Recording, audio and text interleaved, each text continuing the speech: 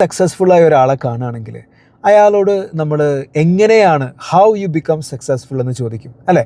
അതാണ് സാധാരണ ഒരു കാര്യത്തിലൊക്കെ വിജയിച്ച് നല്ല ചാമ്പ്യനായിട്ടുള്ള ഒരാളൊക്കെ നിൽക്കുമ്പോൾ നമ്മൾ ചോദിക്കും എങ്ങനെയാണ് നിങ്ങൾ സക്സസ്ഫുൾ ആയത്. അയാൾ ചെയ്ത കാര്യങ്ങൾ 1, 2, 3 അക്കമിട്ട് നമുക്ക് പറഞ്ഞു തന്നാലും ചിലപ്പോൾ നമുക്ക് സക്സസ്ഫുൾ ആകാൻ കഴിയില്ല. എങ്ങനെ അയാൾ ഡീറ്റെയിൽഡ് ആയിട്ട് നമുക്ക് പറഞ്ഞു തന്നാലും നിങ്ങൾക്ക് സക്സസ്ഫുൾ ആവാൻ കഴിയില്ല. കാരണം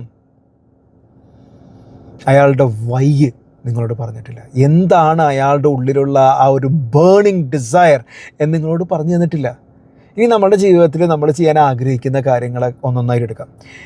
ഇപ്പോൾ എനിക്ക് ഫിറ്റ് ആവണം, എനിക്ക് തടി കുറയ്ക്കണം എന്ന് ആഗ്രഹിക്കുന്ന ഒരാളുണ്ട്. അയാളോട് എത്ര വട്ടം ആൾക്കാർ പറഞ്ഞാലും ചിലപ്പോൾ കേൾക്കില്ല. ചിലപ്പോൾ ഡോക്ടർ ഒരു പ്രാവശ്യം നിങ്ങളുടെ ടെസ്റ്റൊക്കെ റീഡിങ്സും റിസൾട്ട്സൊക്കെ ഭയങ്കര പ്രശ്നമാണ്, നിങ്ങൾ നടക്കാൻ തുടങ്ങിയില്ലെങ്കിൽ, എക്സസൈസ് ചെയ്തില്ലെങ്കിൽ, വെയിറ്റ് ലൂസ് ചെയ്തില്ലെങ്കിൽ നിങ്ങൾ പതിയും കാലം ജീവിക്കില്ല എന്ന് പറഞ്ഞാൽ അയാൾ ആ ഒരു മടിയൊക്കെ മാറ്റി വെച്ച് ഇറങ്ങില്ലേ.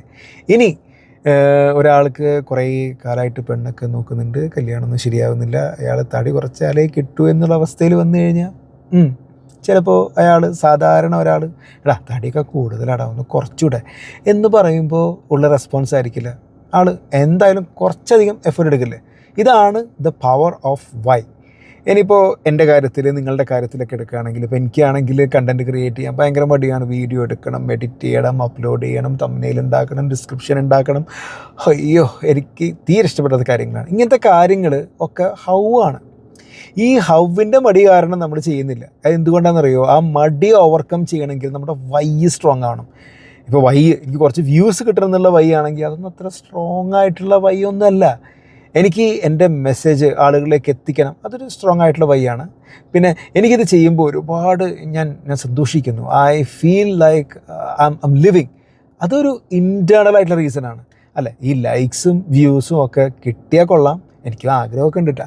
പക്ഷേ നമ്മൾ അതിന് ഫോക്കസ് ചെയ്യുകയാണെങ്കിൽ നമുക്കൊരു കൺസിസ്റ്റൻ്റ് ആയിട്ടുള്ളൊരു മൊമെൻറ്റം നമുക്ക് കൊണ്ടുപോകാൻ കഴിയില്ല. നമ്മൾ ഫോക്കസ് ചെയ്യുന്നത് ഇൻറ്റേർണലായിട്ടുള്ള വൈസിലാണ്. എനിക്കതിൽ സന്തോഷം കണ്ടെത്താൻ കഴിയുന്നുണ്ടെങ്കിൽ, എനിക്ക് ആളുകൾക്കൊരു ഇൻഫോർമേഷനായിട്ട് എനിക്ക് കോൺട്രിബ്യൂട്ട് ചെയ്യാൻ ഞാൻ ശ്രമിക്കുന്നു, അതെനിക്കിതിലൂടെ ചെയ്യാൻ കഴിയുന്നുണ്ടെങ്കിൽ, എനിക്ക് എൻ്റെ ചുറ്റുള്ള ആളുകൾക്ക് ഒരു ഇൻഫോർമേഷൻ എത്തി അവരുടെ ജീവിതത്തിലൊരു മാറ്റം വരുത്താൻ എനിക്ക് കഴിയുന്നുണ്ട് എന്ന് ഞാൻ വിശ്വസിക്കുന്നുണ്ടെങ്കിൽ, that is a reason from your heart. അപ്പോൾ ഒരു വൈ സ്ട്രോങ് ആണെങ്കിൽ നമ്മളുടെ എഫേർട്ടും അതിനനുസരിച്ച് പ്രൊപ്പോർഷണലാവും. അപ്പോൾ റിസൾട്ട്സ് നമുക്ക് ഉണ്ടാകാതിരിക്കാം, പക്ഷെ നമ്മളെ കൺസിസ്റ്റൻ്റ് ആയിട്ട് നമ്മൾ ആ കാര്യം ചെയ്തുകൊണ്ടിരിക്കും. അപ്പോൾ ഇനി സക്സസ്ഫുള്ളായ ഒരാളെ കാണുമ്പോൾ ചോദിക്കാൻ പറ്റുകയാണെങ്കിൽ ആസ്ക് ദം വൈ.